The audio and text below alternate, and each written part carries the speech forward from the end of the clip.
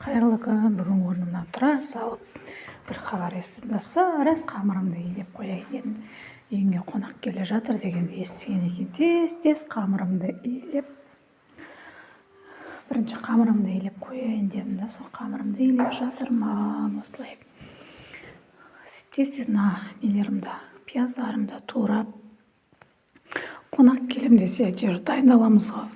Ұят болмасыншы деп, тез бұл манты істеймін, соған пияздарын картошка қабақ қосып турап қояйын деп жатырмын. Сөйтіп дайындап қоямын. Қонақ келсе осылай алдын ала дайындап алып жатырмын. Не уже қамырымды жайып, мантымды түйіп жатырмын. Не уже келесі күн қонақтарды беріп, жегізіп, шығарып салып, немді посудамды жуып жатырмын. Түсірмеппін қонаққа берген кездерімді. Уақыт болмай кетті ғой қонақ келсе.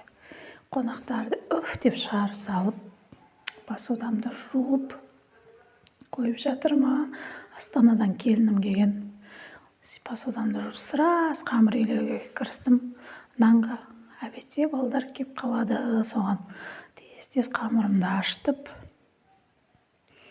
наным әбетке шейін ашу керек. Осылай тез. Қонақ келсе де, не келсе де, әйтеуір әйел адам тірлігі бітпейді.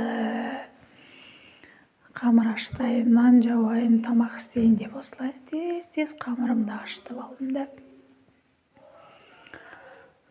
Қонақтарымды жақсы шығарып, Астанаға келінім кетеді, соны шығарып салдым. Осылай тез қамырымды ашытып алдым.